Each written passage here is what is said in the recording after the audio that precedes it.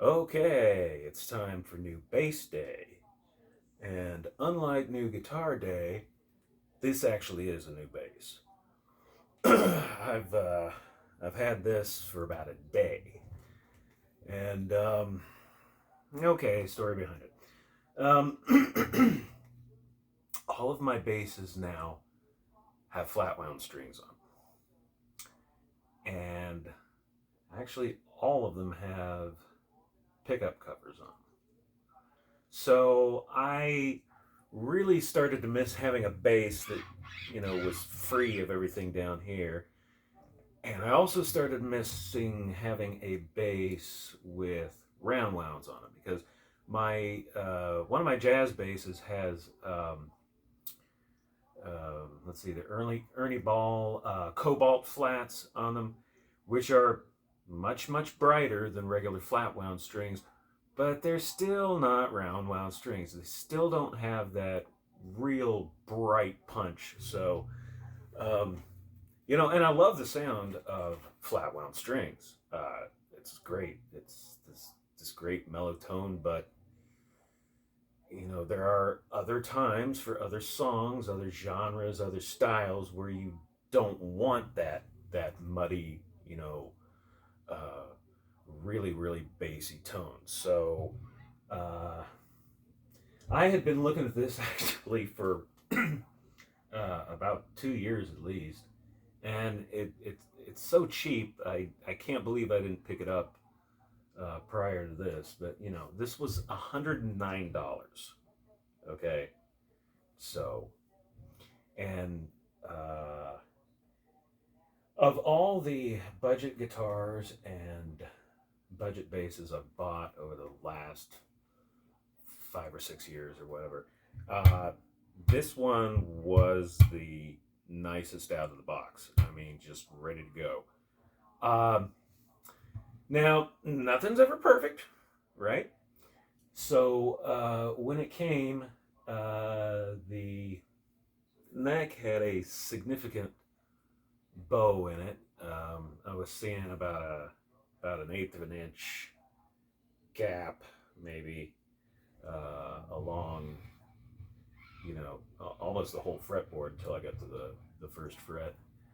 And I tried to adjust the neck, but I couldn't get the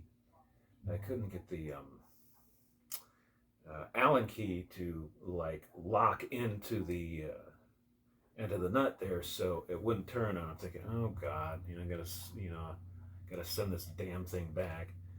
But I played around with it for a little bit, and I actually got it to lock in and just started turning, and it was completely loose. The truss rod had no tension on it at all. So I just kept turning until I started feeling a little bit of resistance. It's like, okay, it's not spinning in there. It's just, it's starting to slow down. And the neck straightened right out, and it's been fine ever since.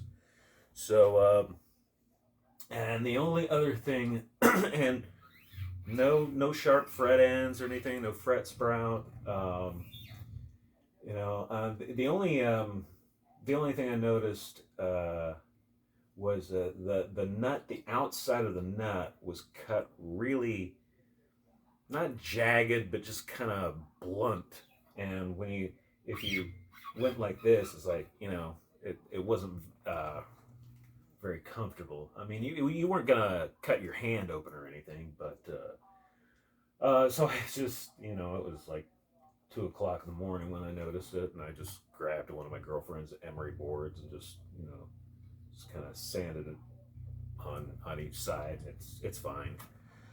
Um, and I decided to go with a 5 string because I haven't owned a 5 string for it's been 10 years or more. I only had one. I had I think it was called Douglas Bryce, and I got it off of Rondo Music, and it was natural swamp ash And I mean, the bass was gorgeous. I mean, it looked like just swirls of like caramel and vanilla in this wood. Um, but it didn't have any fret markers, which, if you're trying to teach yourself fretless bass, it makes it a little difficult. I was never able to play it, um, as well as I wanted to. And the one of the deciding factors for getting rid of the bass, um, boat anchor is not the right description. More like anvil, because it weighed close to 14 pounds. I mean, it was just a behemoth. So, this is much lighter. This is much more doable. But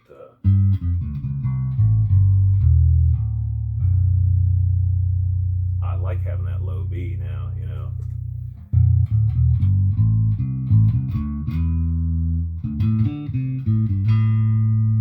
So that's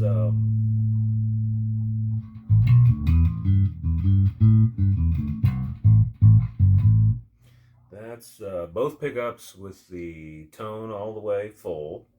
And now let's check out the bridge pickup only.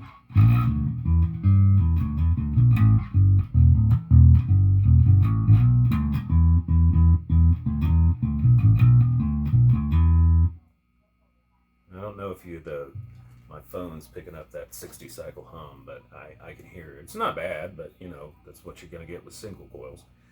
Now let's do just the neck pickup.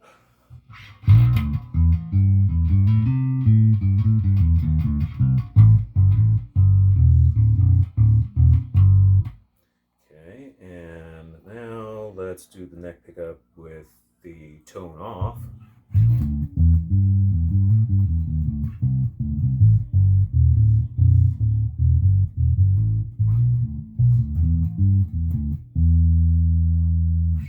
Now we'll do just the bridge with the tone all the way off.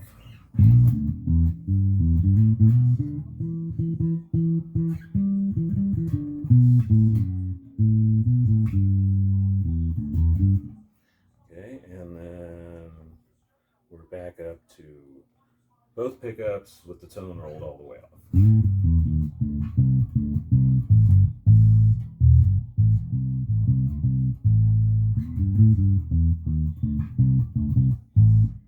Okay, and now we're back with what we had originally was both pickups tone on full.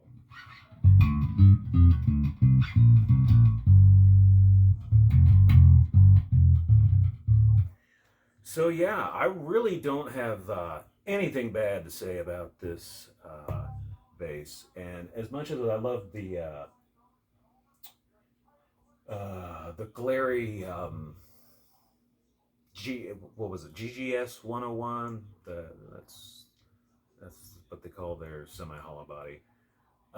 Well, called it because it's discontinued. But yeah, I mean, I love that guitar, but it took a lot of work to get it to the point where it was playable.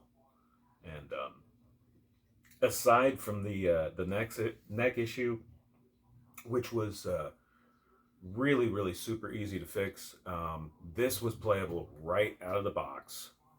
So I haven't had any issues with it. The pots are smooth. There's no static or anything. Um, the only thing I ran across was they still got there's still actually some styrofoam from the packaging. There we go. But oh, the only other thing I can tell you is it was a bit of a challenge to get the plastic off of this control cavity plate here, because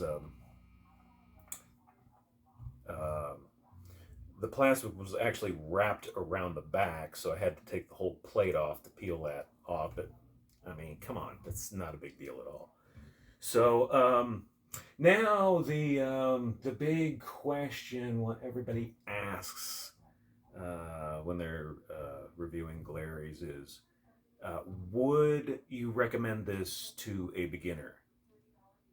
Absolutely. This is a great base for somebody starting out, and I would gig with this absolutely. Now, would I go on a 6 month European tour with it? I don't know about that, but playing your local coffee shop or bar, hell yeah, it's solid. It's got a really nice tone, I think, for being. I mean, this is $109 bass. So for that, this is really cool. So would I recommend it to a beginner? Yes, absolutely. Um, would I recommend it to anybody wanting to just say, well, maybe I might want to try a 5 string bass? Yes, absolutely. You've really got nothing to lose. So anyway, I very rarely give anything like a 5-star review, but yeah, the Glarry 5 string jazz bass right here, definitely 5-star review, and you will be seeing a lot more of this in my videos. Okay, take care, everybody. Have a great day.